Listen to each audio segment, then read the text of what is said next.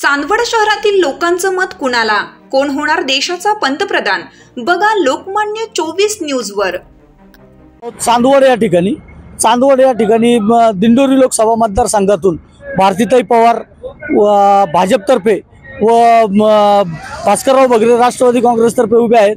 आपण जनतेचा कौल या माध्यमातून लोकमान्य न्यूजच्या माध्यमातून आपण जनतेचा कौल जाणून घेऊया। या ठिकाणी काही लोक शेतकरी वर्ग या ठिकाणी बसलेला आहे, आपण त्यांच्याकडूनच जाणून घेऊ।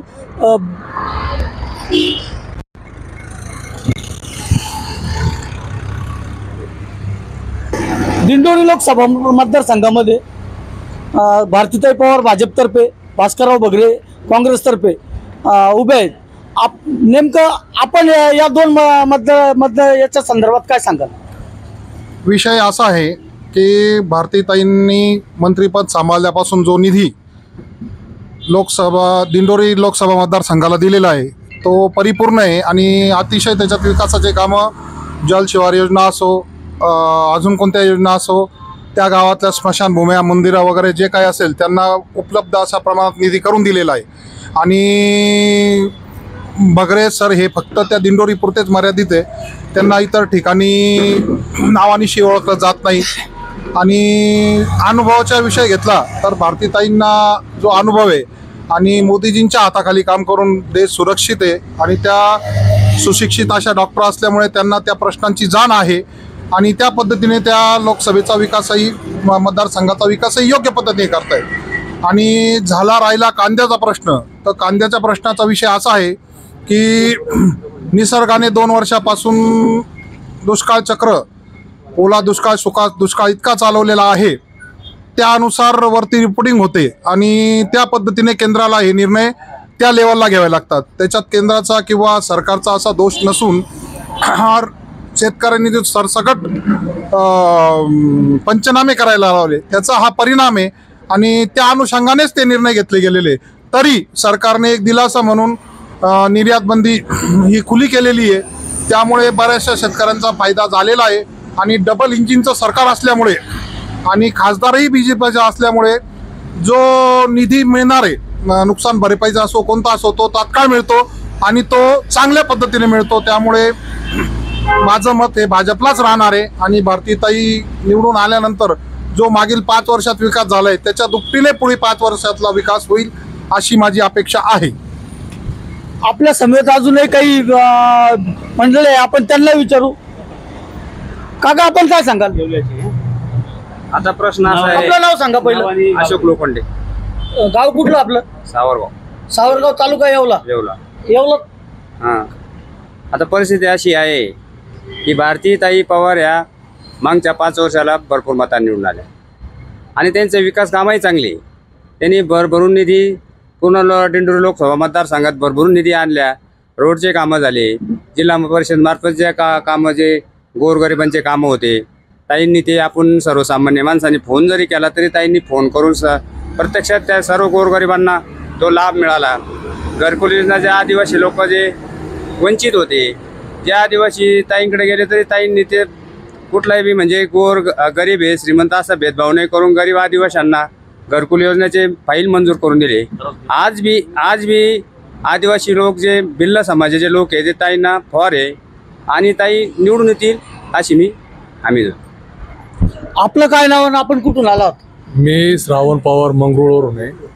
आमचं मोठं संघटन आहे आदिवासी अधिकार संघटन महाराष्ट्र राज्य, त्या संघटनेचा एक कारभार आमच्या डोक्यावर आहे आणि आम्ही भारतीताईला पूर्णपणे संघटनेचं समर्थन दिलेलं आहे। तर विकासाचे कामं म्हटल्यावर ताईंना मतदान का करावं? कारण माझं गाव हे पहिल्यापासून ताईंबरोबर असून ताईंनी दिलेला निधी आणि गाव झालेलं सुजलाम सापलाम, खूप असे गाव आहे का ताईंनी भरपूर निधी त्या गावांना दिला आणि त्या गावाचा पूर्णपणे विकास झालेला आहे। पण येणाऱ्या निवडणुकीमध्ये ताईंना भरभरून असं मतदान करून ताईंना जर निवडून दिलं आणि सर्वांमध्ये अशी अपेक्षा करतो की ताईंनाच मतदान करावं। जर ताई निवडून आल्या तर अजून दुपटीने त्या ग्रामपंचायत गावाचा विकास होईल। आणि आदिवासींच्या बाबतीत झालं तर मागच्या ज्या काळामध्ये जे काँग्रेसचं सरकार होतं असं निदर्शनात आलं की त्या काँग्रेसच्या काळामध्ये फक्त 23-24 हजार रुपये जो घरकुलाला निधी होता तो वाढून 1,20,000 केला. तर आत्ता पण ताईंनी एक प्रस्ताव मांडला आहे, तो 1,20,000 कामे होत नाही म्हणून ते दुपटीनं वाढवण्याचा ताईंनी प्रयत्न केला आणि ते होईल. सर्वांनी त्याची काळजी घ्यावी आणि भरपूर असे कामं ताईंनी करून दिले आणि ताईंना भरभरून साथ द्यावी अशी माझी विनंती आहे. केंद्रामध्ये आदिवासी विकास मंत्री म्हणून ताईंनी काम केलेलं आहे, तर आदिवासींसाठी ताईंनी काय काय केलं? आदिवासींसाठी ताईंनी काय केलं हे मी म्हणतो, ज्यांना घरकुल नव्हतं त्यांना घरकुल दिलं, रोजगार उपलब्ध करून दिला, काहीला याच्या याचं आपण म्हणतो जिल्हा उद्योगमधून काहीला कर्ज मिळवून दिलं, काहीला बचत गटामार्फत कर्ज मिळवून दिलं. असे भरपूर विकास केले. त्या विकासातून आदिवासींची भरपूर प्रगती झाली आणि आदिवासींना माझं एवढंच सांगणं आहे का आपला जो विकास झाला अजून पण आपण विकास मिळू, आपले मुलं चांगले शाळात शिकतील आणि चांगला होईल, विकास होईल. या अनुषंगाने आदिवासी समाजाला माझं एवढंच सांगणं आहे, ताईंना भरभरून मतदान करा आणि ताईंना निवडून द्या, जेणेकरून आपला पूर्ण आदिवासी समाजाचा विकास होईल आणि विकास झाल्यानंतर आपला समाजाचा आणि तालुक्याचा मतदारसंघाचा विकास होईल. तुम्ही आदिवासी आहात, तुम्ही केंद्रात पंतप्रधान म्हणून कोणाला बघता? तसं पाहिलं तर मोदी साहेबांनी जे कार्य केलं आतापर्यंत खूप असं चांगलं कार्य केलं आहे आणि पहिले रेशन सुद्धा मिळत नव्हतं, गोरगरिबांना फुकट रेशन उपलब्ध करून दिलं आणि गरिबांच्या जे शेतकरी गरीब वर्ग आहे किंवा आदिवासी आतापर्यंत खूप असं चांगलं कार्य केलं आहे आणि पहिले रेशन सुद्धा मिळत नव्हतं, गोरगरिबांना फुकट रेशन उपलब्ध करून दिलं आणि गरिबांच्या जे शेतकरी गरीब वर्ग आहे किंवा आदिवासी गरीब वर्ग आहे त्यांना प्रसादने उपलब्ध करून दिले. त्यांना नागर वकर जे लागणारं जे साहित्य आहे, मी पाहिलं काही गरिबांना गाई पण आता येवले नगरमध्ये गाई पण उपलब्ध झाल्या, मी स्वतः बघितलं आहे. आणि झाला प्रकल्पाचा विषय, प्रकल्पामध्ये खूप निधी येतो पण काही आदिवासीपर्यंत पोहोचत नाही, तर आम्ही पोहोचवण्याचा खूप प्रयत्न करू. धन्यवाद. आपण काय सांगाल? मी तर हे सांगेन का ही निवडणूक देशाची आहे आणि देशाची निवडणूक ही गल्ली बोळाची ना, ही आमदाराची निवडणूक आहे ना नगरसेवकाची ना जिल्हा परिषदेची. तर खऱ्या अर्थाने नरेंद्र मोदी सरकारने, या भारतीय जनता पार्टी महायुती सरकारने खूप चांगल्या प्रमाणात विकास कामं केलेली आहे. त्यातल्या त्यात भारतीताई पवार ह्या कोविड काळानंतर 2 वर्ष आरोग्यमंत्री झाल्या, आधी नव्हत्या आणि कोविड काळामध्ये उद्धव ठाकरे साहेबाचं सरकार होतं, ते मुख्यमंत्री होते. त्यांनी घरातूनच सगळा कारभार चालवलेला आहे. त्याच्यामुळे जे विरोधक जे काही ताचेरे ओढण्याचं काम करतायत त्यांना ते मी ह्या माध्यमातून हे सांगू इच्छितो का बाबा पहिले तुम्ही तुमचं बघा आणि नंतर दुसऱ्यावर ताचेरे ओढा. भारतीताईंनी गेल्या 5 वर्षामध्ये जी विकास कामं केलेली दिंडोरी मतदारसंघामध्ये का त्याचं म्हणजे तुम्हाला अनावलोकन सुद्धा करता येणार नाही. आता राहिला प्रश्न भगरे सरांचा, तर भगरे सरांना जर तुम्ही निवडून द्यायचं म्हणाल तर त्यांना खालून बेकबे सुरू करायचे आणि केंद्रामध्ये काही केलं तरी नरेंद्र मोदी साहेब पंतप्रधान बसणार, महायुतीचं सरकार येणार.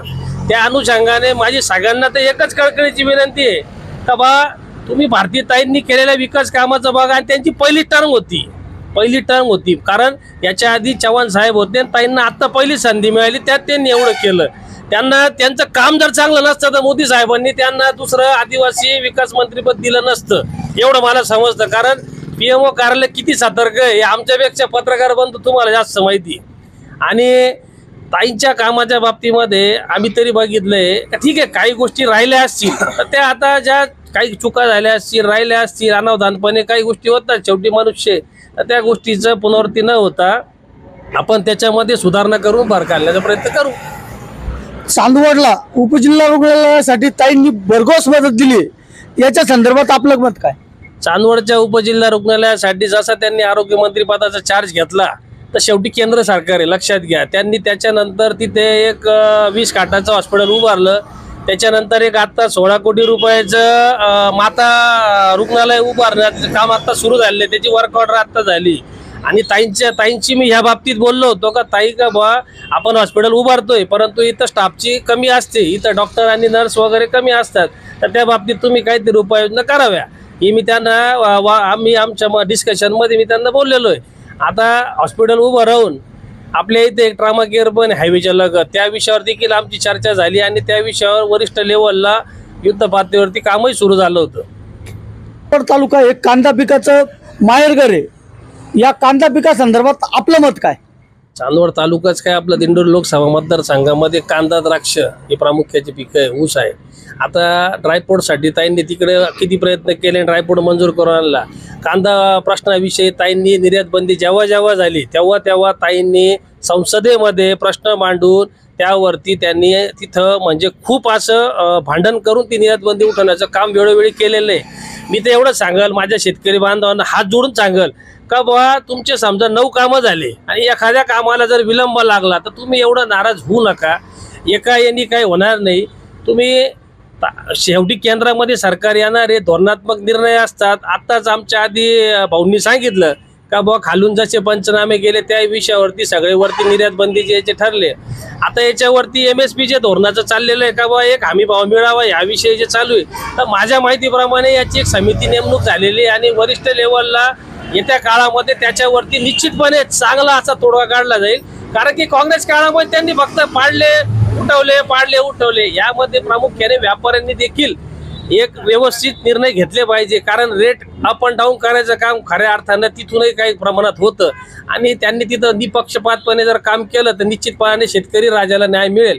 आणि धोरणात्मक निर्णयावरती वरच्या लेवलला हमी भाव दरा बाबतीमध्ये खरोखर म्हणजे त्यांचं आता याच्यावर अवलोकन चालू आहे का ह्या मतदारसंघात जिथं शेतकरी राजाचा प्रश्न गंभीर झालेला आहे तिथं जे आता जे प्रॉब्लेम्स आता जे क्रिएट झाले, ज्या पद्धतीने काही प्रमाणात सूर आलेला होता तो आता कुठंतरी निवळला आणि आता निर्यात बंदी त्यांनी उठवलीच आहे. परंतु याच्यावरती चांगला पद्धतीचा तोडगा हा भविष्यात दिला जाईल आणि ते फक्त पंतप्रधान मोदी सरकारच करू शकाल आणि मोदी साहेबच करतील. त्यामुळे परत एकदा शेतकरी बांधवांना विनंती करतो का वरती सरकार, कालचं सरकार आणि मध्ये जर आपण वेगळ्या पद्धतीने काही रागाच्या भरात चुकीचा निर्णय घेतला तर त्याचं आपल्याला परत 5 वर्ष वाट बघावं लागेल सगळ्या गोष्टीला. मला तेवढंच सांगायचंय. आपल्या बरोबर काही युवक आहेत, आपण त्यांना विचारू युवकांच्या समस्या काय? समस्या म्हणण्यापेक्षा मला एवढं कळतं की मोदी साहेबांनी भारतीताईंवर ज्या पद्धतीने आपल्या तालुक्या दिंडोरी मतदारसंघाला ज्या पद्धतीने मंत्रिपद दिले, एक प्रकारचा विश्वास दिला आणि 2 पद दिले सांभाळण्यासाठी, तर ताईंना आत्ता माझ्या मते 2च वर्ष झालेले कारभार घेऊन. ताईंचं काम बघता इथून पुढचं जे काम राहील ताईंचं जे काम राहील ते एकदम चांगलं असेल असं मला आशा आहे. आणि ताईशिवाय दुसरा पर्याय नाही आहे दिंडोरी मतदारसंघाला, तर माझं मत ताईंनाच आहे. म्हणून आपण पंतप्रधानपदी कोणाला बसलेलं पाहायला आवडेल तुम्हाला? मला फक्त सध्या तरी दिसतंय की मोदी साहेबांशिवाय दुसरं कोणीच नाही आहे आणि त्यांची सारखं जे काम करतील जागतिक लेवलला तर ते फक्त मोदी साहेबच आहे. इथून मागचे जे पंतप्रधान होते ते मला कुठं असं बोलताना पण दिसलं नाही, त्यांचा आवाज पण माझ्या लक्षात नाही आहे. तर मला असं वाटतं मोदी साहेब जे आहेत तेच योग्य आहे. तुम्ही जो आता प्रश्न विचारला का बुवा पंतप्रधान पदाचे उमेदवार कोण, त्यांना विचारलं तर प्रत्येकाच्या तरुणाच्या काय तर ज्येष्ठांच्या माता भगिनींच्या सगळ्यांच्या मनामध्ये और अधिराज्य गाजवणारे नरेंद्र मोदी साहेबच हे पंतप्रधान पदाचे उमेदवार आहे, इथं फायनल आहे. पण विरोधी पक्षाकडे बुवा पंतप्रधान पदाचे उमेदवार कोण, त्यांना विचारलं तर प्रत्येकाच्या तरुणाच्या काय तर ज्येष्ठांच्या माता भगिनींच्या सगळ्यांच्या मनामध्ये और अधिराज्य गाजवणारे नरेंद्र मोदी साहेबच हे पंतप्रधान पदाचे उमेदवार आहे, इथं फायनल आहे. पण विरोधी पक्षाकडे कोण आहे? त्यांचं एवढं ते खरं म्हणजे त्यांना फक्त सत्ता आणायची नाही, त्यांना फक्त आणि फक्त महाविकास आघाडीला, भारतीय जनता पार्टी महायुतीच्या सरकारला फक्त खोळंबा करायचा आहे. सीट कसे पडतील आणि यांचं बा मेजॉरिटी येणार नाही याच्याकडे त्यांचं लक्ष आहे. त्यांचे सीट उभे आहे का? त्यांचे सीटच उभे नाहीये जास्त, त्यांचे फक्त थोडे सीट देऊन टाकले, काहीतरी करायचं म्हणून करताय. त्यांचा पंतप्रधान उमेदवाराचा चेहरा कोण हे ते सुद्धा सांगू शकत नाही. आमच्या व्हॉट्सअपवरती सुद्धा एवढी चर्चा होती, पण त्या लोक एवढं भारी सांगतात का राहुल गांधींचं असं तसं, याचं शरद पवार साहेबांचं असं, पण त्यांना त्यांचा पंतप्रधान पदाचा उमेदवार सांगता येत नाही. आम्ही छाती ठोकपणे सांगतो का नरेंद्र मोदी साहेबच पंतप्रधान पदाचे उमेदवार आहे आणि तेच पंतप्रधान होतील.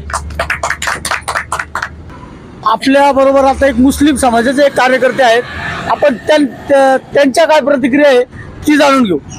आपलं नाव सांगा. माझं नाव आहे इम्रान पठाण, मी राहणार नानावच आहे. तर ताईंचं काम खूप चांगलं आहे, कारण आमच्या या छोट्याशा गावामध्ये त्यांनी जवळजवळ 1 कोटी रुपयाचा जीवन निधी तो मंजूर केला आहे. ते कामही आमच्या गावात पूर्ण झालेलं आहे. ताईंचं म्हणजे केंद्रात बी त्यांचं काम खूप चांगल्या पद्धतीनं ते करतायत आज. आणि ताई जे आहे ते त्यांच्या सर्वांच्या मनामध्ये ताई आहे. आणि केंद्रामध्ये जे पंतप्रधान पदासाठी जे आहे ते मोदी साहेबांशिवाय पर्यायच नाही आहे. आणि या काँग्रेसच्या राज्यामध्ये काँग्रेसने काहीच केलेलं नाही आहे. कारण मी जो आता माझं आहे वय जो 37 वय चालू आहे, पण मी बघतोय का आत्तापर्यंत मी काँग्रेसच्या सोबत होतो, पण मी जरा विचार पूर्ण केला का आता बदल झाला पाहिजे. तर मी या टीम बरोबर आता मी BJPचंच कार्य करतोय. आणि मला एक खात्री आहे का ताई हजारोच्या लीडने निवडून येणार आहे. आणि मी माझे बोलून 2 शब्द संपवतो. जय महाराष्ट्र. काका, आपण काय सांगाल? आपल्या मनातील पंतप्रधान कोण? माझ्या मनातील पंतप्रधान सध्या तरी माझ्या मताने मला असं वाटतं की मोदी साहेबच राहणार आहेत आणि ते येणारच. आणि BJP सरकार कधीही पडू शकणार नाही असा मला आत्मविश्वास आहे. याला कारण की मोदी साहेबांनी आत्तापर्यंत जे कामं केलेले की पूर्वीच्या काळामध्ये काँग्रेस सरकारच्या काळामध्ये सर्वसाधारण शेतकऱ्यांना सर्वसाधारण गरिबांना डायरेक्ट खात्यावरती पैसा मिळत नव्हता. त्यांनी जे डिजिटल पद्धत सुरुवात केली ती सर्वसामान्यांपासून तर शेतकरी वर्ग तर सर्वांपर्यंत